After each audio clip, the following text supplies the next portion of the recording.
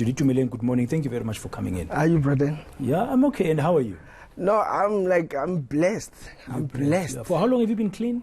5 years now. 5 years? Yeah, 5 years. Very I was tough, not easy. Eh? Not easy. That's why I call myself a recovering drug addict, because I was a 400 rand a day user.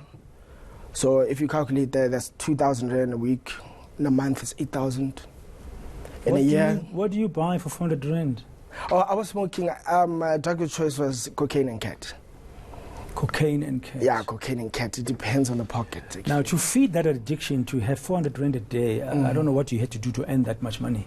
I mean, fortunately, let me not say fortunately, I was working.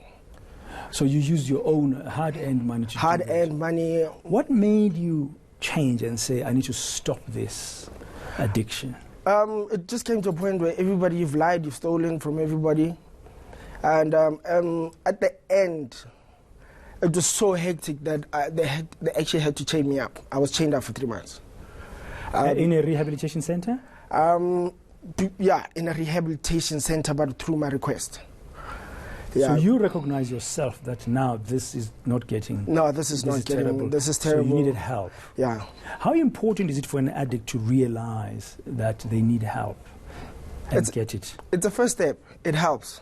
So, but with my movement that I work with, is like some kids, if they're under 18, like there was one who was 7 years old, like the parents actually have to give consent, and then we go through and we deal with the whole situation, and then from then onwards we take them to the necessary centers. Okay, now you've recovered, 5 years, been clean. You've set up an organization called Word on the Street to help other youngsters in and around Pretoria to kick the habit.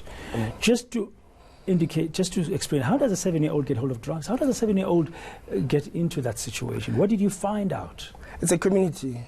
The community? Yeah, the community. If the community can buy stolen goods, like this boy I took the other day sold a laptop for 30 rand. So the community actually enables us. So like, and the kids actually have nothing to do. And his dealer is 14 years old. So already there's a gap of like youth that is actually just failing. And he went blind, by the way. The 7-year-old or the 14-year-old? The 14-year-old. The one who was selling the drugs, pushing the drugs. So the mom calls me like 4 o'clock in the morning and she's like, hey, Tumi, I need your help. Long story short, I get there. So you couldn't find a vein because bus bike. Yeah. So I don't know if he hit here or one of here, he doesn't want to say, but he went blind. When we get to the center, they check for his HIV status. He's HIV positive. So it's a lot. Yeah. And when you call the mom and then the mom doesn't want him back, yeah. Now, how important is it? You've got Word on the Street. Having had experience yourself for 10 years, and now you've got Word on the Street, you are sitting out there to help young people. You mentioned you helped a 7-year-old recently. As an example, you're giving us. How important, how do you get the knowledge to know what's going on the streets? Because I used to be on the streets. The drug game, the drugs change, but the mentality and how people use doesn't change. I will always, besides the fact that I've been away for 5 years, I still chill with people who, and find out exactly what's going on.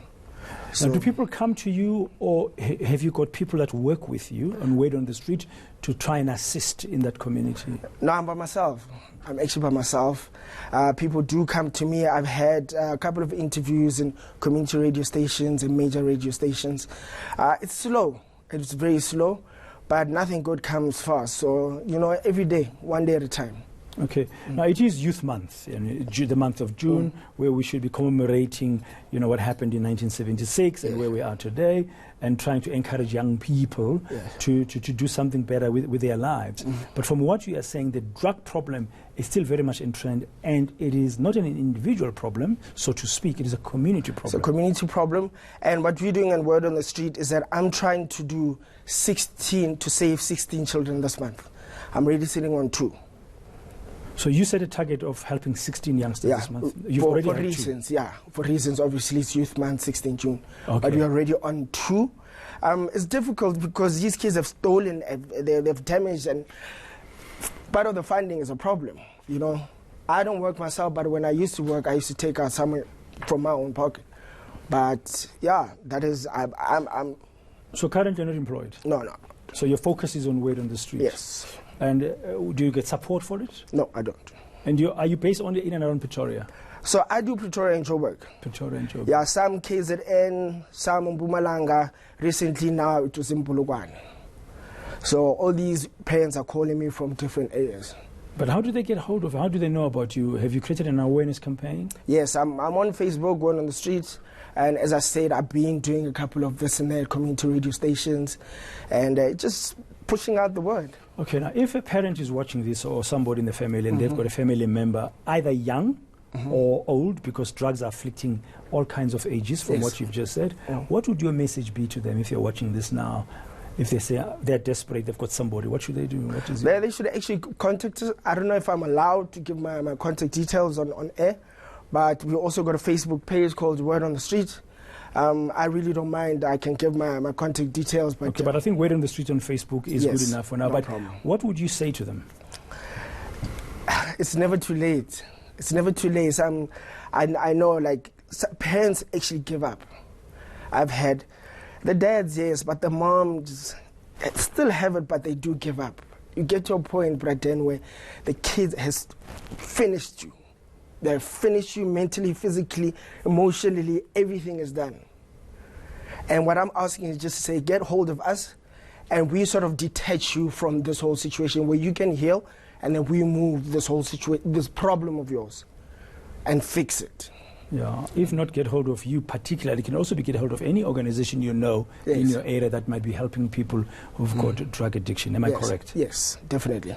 Okay. Finally, very briefly, your parents, do they support you? Yes, I've got a good support structure, fortunately, which is very important. You know, it's very important. And they support this whole movement, and my mom is very proud. Okay, no, well done. It's not easy. No, and keep it up. 5 years is, I guess, is a long time in the life of a former drug addict. Yeah.